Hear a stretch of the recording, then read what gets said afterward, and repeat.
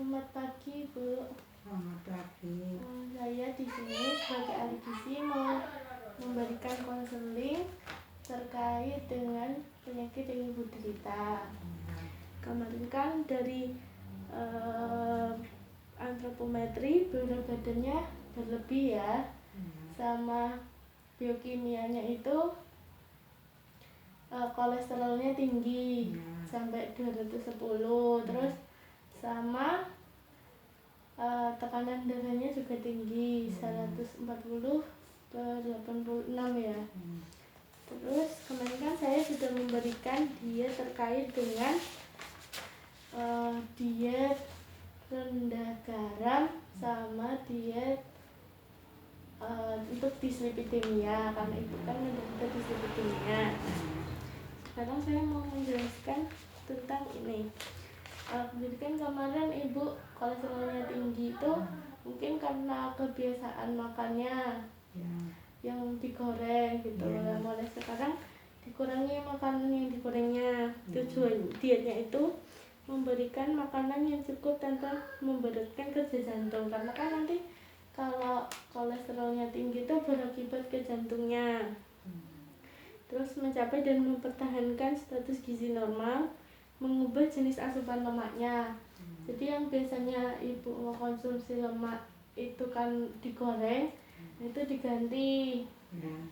Bisa nanti proteinnya direbus gitu. Terus mencegah dan menghilangkan penimbunan garam dan air, meningkatkan asupan karbohidrat kompleks dan menurunkan karbohidrat sederhana. Terus syarat dietnya itu energinya cukup, proteinnya cukup, lemaknya sedang, tapi lemaknya harus berasal dari lemak yang sehat, bukan lemak trans yang dari gorengan. Terus kolesterolnya rendah. Kalau kolesterol rendah itu biasanya nggak boleh makan kayak telur, jeroan itu dikurangi makannya.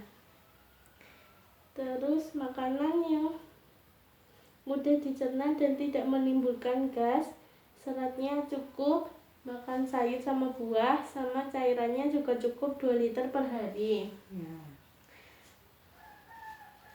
Terus ini ada misalnya kalau karbohidrat itu nggak cuma dari nasi, bisa diganti kayak ubi, roti gitu, mie. Terus sumber protein hewaninya bisa daging, ayam, ikan. Terus nabatinya biasa kayak tahu, tempe gitu. Sama buah-buahannya itu bisa jeruk, apel, melon, semangka gitu.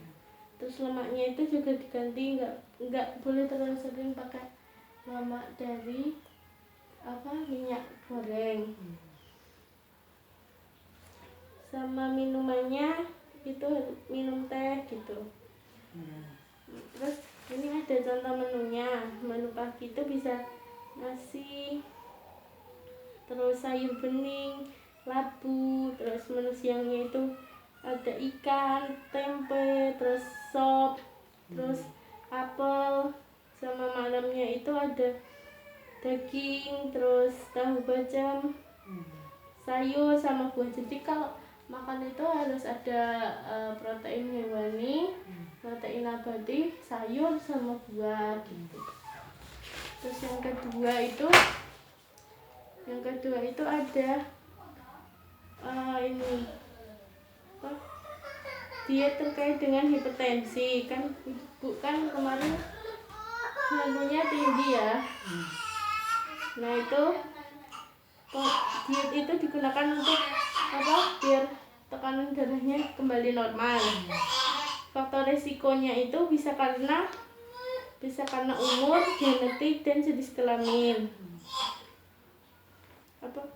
Faktor resiko yang yang dapat dimodifikasi itu karena kebiasaan merokok, kurang aktivitas fisik, konsumsi garam yang berlebih, stres, dan obesitas. Klasifikasi tekanan darah itu ada 3, ada tekanan darah hipertensi sama yang stage ke atas gitu. Itu masuk ke stage kedua udah bisa diturunkan gitu loh. Sebaiknya lekas diturunkan biar nanti nggak tambah tinggi gitu, biar lebih normal. Terus gejala hipertensi itu ada sakit kepala, jantung berdebar-debar, terus gelisah, penglihatan kabur dan mudah lelah tuh. Nah, diet hipertensi ini adalah dia dengan mengurangi konsumsi garam hariannya gitu. Jadi masaknya garamnya dikurangi biar nggak tekanan darahnya nggak naik. Terus tujuan dietnya untuk menurunkan tekanan darah pada penderita hipertensi sebagai langkah preventif terhadap penyakit hipertensi, untuk terapi penurunan berat badan serta penurunan kadar kolesterol. Jadi tadi antara kolesterol sama tekanan darah itu ada hubungannya. Terus ibu tuh kan tadi masuk ke stage 2 ya, itu berarti nanti menggunakan diet rendah garam 2, yaitu garamnya dibatasi setengah sendok teh per hari. Sama makanannya itu karbohidratnya bisa seperti nasi, mie gitu, bisa diganti nggak cuma nasi gitu loh. Terus protein hewaninya sama kayak tadi yang dislipidemia. Terus protein nabati, sayuran, buah-buahan juga. Ini ada contoh menu dalam seharinya juga, ada nasi, cah kangkung, lele goreng, terus tumis tempe gitu. Terus nanti sebisa mungkin cek tekanan darah biar nanti bisa tahu tekanan darahnya udah turun apa belum gitu. Ibu ada keluhan, masih ada keluhan lainnya? Enggak. Ada yang ditanyakan, Bu? Udah jelas semuanya ya. Jadi nanti makannya tuh dikurangi, yang digoreng-goreng diganti sama yang direbus, dikukus. Terus pemilihan makanannya juga jangan yang dengan lemak tinggi gitu, biar kolesterolnya turun. Terus konsumsi garamnya juga dikurangi biar hipertensinya nggak naik gitu.